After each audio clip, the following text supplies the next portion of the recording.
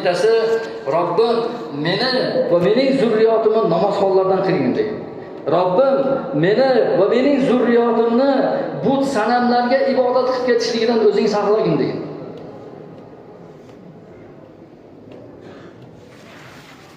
Eng birinchi narsa demak, bilishligimiz kerakki, doimo farzand haqqiga duo qilish kerak. Uning dunyo va oxirat yaxshiliklari haqida Allohdan so'rab duo qilish kerak.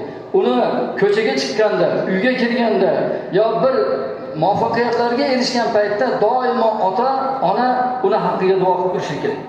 Va duolar ichida shunday g'oyalar yashiringan bo'lishlik kerakki, farzand ota-onasi Allohdan nimalarni so'rayotganligini his qilib turish kerak. Qilayotgan duolaridan nimalarni qilishim kerakligini farzand tushunib turish kerak. Farzandga duo qilayotgan paytda buni iymon, e'tiqodini mustahkam qilishligini va solih farzandlardan bo'lishligini va insonlarga foydasi tegadigan, ummatga xizmat qiladigan, Allohning kalimasini oliy qiladigan farzandlardan bo'lishligini so'rashlik kerak. Faqatgina ishlarini rivojini emas, haqiqatda buni ham so'rashlik kerak. Haloldan rizq topadigan, haj, umralarga boradigan, zakotlarni beradigan bir rizqlardan bergin deb Alloh taolodan so'rashlik kerak. Lekin shu bilan qo'shimcha qilib, bularni ma'naviy yutuqlarni ham Alloh taolodan so'rab turishlik kerak. Va bu duodan keyin asosiy tarbiya beradigan payg'ambar sallallohu alayhi vasallam birinchi bo'lib o'rgatgan narsalari farzandga Alloh taolodan tanishlik bo'ldi. Mana o'zlari jiyanlari Abdulloh ibn Abbosni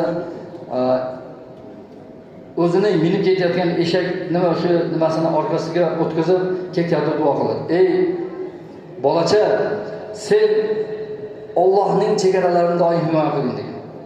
Allohni saqlagin, Alloh seni saqlaydi degan. Mana shu e'tiqodlarni kichkinaligidan kirgizib borishlik kerak. Allohga suyanishlikni, nimaiki erishsa Allohga hamd aytishlikni, Allohdan deb bilishlikni o'rgatishlik kerak farzandlarga. So'rasang Allohdan so'raydi. So'raydigan narsang bo'lsa Allohdan so'raydi. Va agar yordam kerak bo'lsa Allohdan yordam so'rang dedi. Bilginki dedi, butun ummat agar senga yomonlik qilishlik uchun jamlanadigan bo'lsa, Alloh taolo seni himoya qiladigan bo'lsa, hech kim senga ziyon yetkaza olmaydi. Alloh tomonidan bo'l dedi.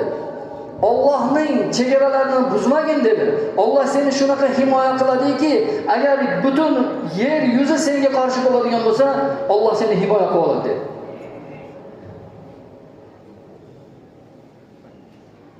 Ular senga hech qanday zarar yetkaza olmaydi, magar Alloh yozgan bo'lsa yetkaza oladi dedi. Mana shunday bir e'tiqodlarni payg'ambar sallallohu alayhi vasallam yoshligidan nimalarni yosh farzandlarni ongiga singdirib bor. Yana farzandlarni ongiga singdirgan narsalardan biri payg'ambar sallallohu alayhi vasallam farzandlaringizga 7 yoshdan boshlab namoz o'qitinglar dedi. Namoz o'qishni o'rgatinglar dedi. 10 yoshgacha 3 yil davomida sabr, qanoat bilan namozni avvalidan oxirigacha birinchi o'rgatiladigan narsa namoz. Namoz deganda bu nima degani? Allohni tanitish degani. Allohga sajda qilishlik, Allohga bo'ysunishlik, Allohning buyrug'ini bajarishlik degani. Biz namoz deganda egilib turishlikni tushunmaylik.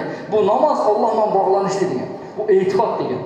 Bu payg'ambar alayhisolamning ko'rgazmasiga ergashishlik degani.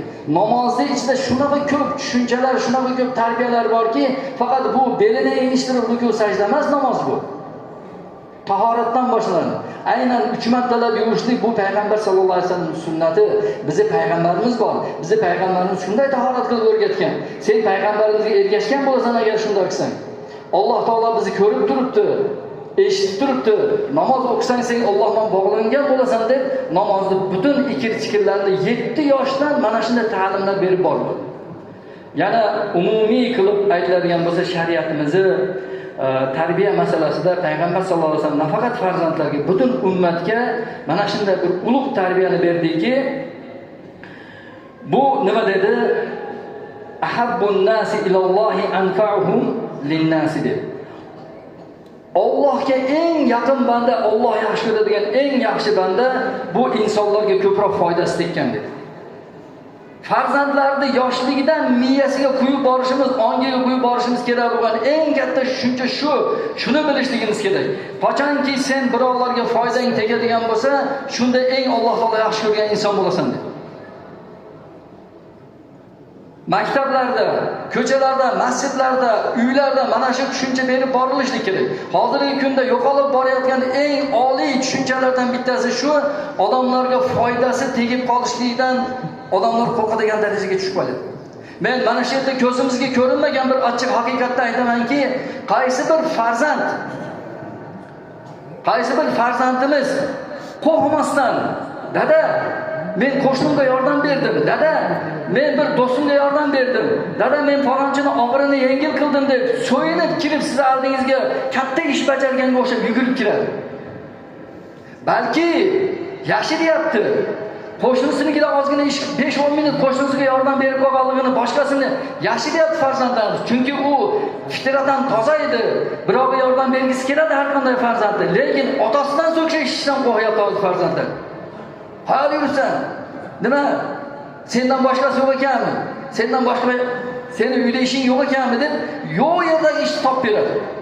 Ha, barakalla o'g'lim. Qo'shniga yordam berdingizmi? Alloh ajringiz bersin. Alloh yaxshi ko'radi sizni. Birovga foydangiz tekkan paytda sizni Alloh yaxshi ko'radi. Uydagi ishlarni ham qilamiz endi deb uyga ishga bursangiz ham bo'ladi. Albatta birovga yordam berib qo'yganini haqorat qilib so'zmasdan. Men shu narsani kuzatyapman. O'zimizni dars qurug'imizda deb qo'yamiz. Shuna bilan yurgan bir kuni bitta jo'ramiznikida ishlab qoldi.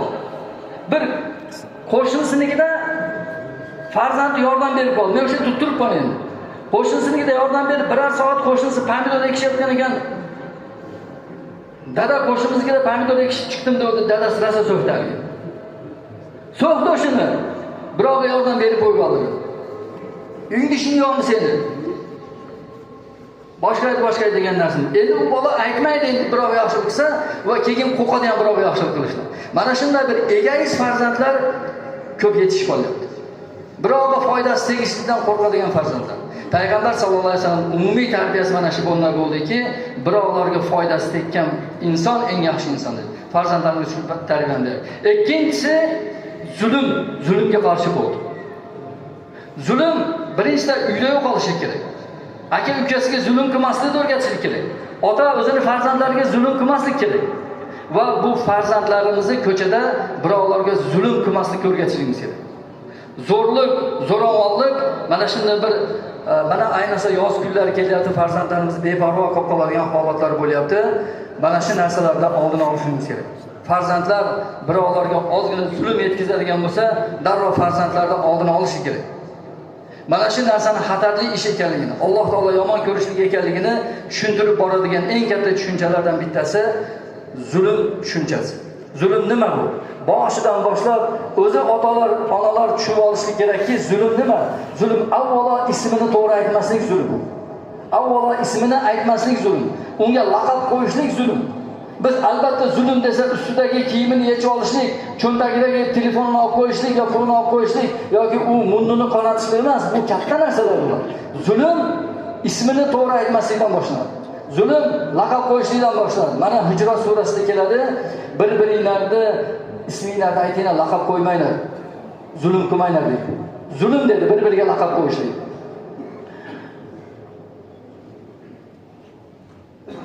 Farzandlarni mana yoz fasli kelyapti. Bu juda ko'p imkoniyatlarni beradi. To'liq o'zimizni qo'limizga o'tadi farzandlarimiz. Endi ularga biz qadriyatlar nima ekanligini, ma'naviyat nima ekanligini, din nima ekanligini mana shunday narsalarda tarbiya berib borishlik imkoniyati bo'ladi. Endi boshqa paytlarda kunini yarmi maktabda o'tayotgan bo'lsa, dunyoviy ilmlarni o'rganayotgan bo'lsa, endi ertamandan kechgada siz bilan birga bo'ladi va mas'uliyat ko'proq bo'ladiki, mana shu farzandlarga ota-ona berishligi mumkin bo'lgan tarbiyalarni berib qolishlik imkoniyat bo'ladi. Biz suhbatimiz oxirini Furqon surasida Alloh taolo o'rgatgan duo bilan yakunlaymizki, Robbana hab lana min azwajina va zurriyatina qurrata a'yun waj'alna lil muttaqina imama. Ey Robbimiz, bizga ko'zimiz quvnaydigan jufta halollar va ko'zimiz quvnaydigan farzandlardan ato eting. Farzandlarimiz bu dunyoda ham, u dunyoda ham ko'zimizni quvontiradigan farzandlardan bo'lsin. Biz qachon ko'zimiz quvnaydi? Qachonki farzandlarimiz e'tiqodli bo'lsa, qachonki farzandlarimiz ta'lim tarbiyali bo'lsa, Robbini tanisa, payg'ambarini tanisa va ota-onasini haqqini bilsa, qarindoshlar haqqini bilsa va o'zini mana shu hayotdagi vazifasini bilsa, ummat oldidagi vazifasini bilsa, Qur'on oldidagi vazifasini bilsa, sunnat oldidagi vazifasini biladigan bo'lsa, musulmonlarning ko'zi shunda quvnaydi. Bizni ko'zimiz shunda quvnaydi. Alloh taolo hammamizga mana shunday bir ko'zimizni quvnatadigan farzandlardan bersin. Alloh taolo bizni orqamizdan shunday bir zurriyatlar qoldirsinki, dunyoda yaxshiliklarga to'ldirsin. Mana shunday bir zurriyatlarga ota bo'lib ketishlikni Alloh taolo hammamizga nasib etsin. Bizdan keyin zolimlar qolmasin bizga. Odamlarning haqqini talon-taroj qiladigan, birovlarning yerlarini o'zlashtirib oladigan, birovlarning haqqini o'zlashtirib oladigan, kuchi yetganga xohlaganicha zulm qiladigan farzandlar qolmasin bizdan keyin.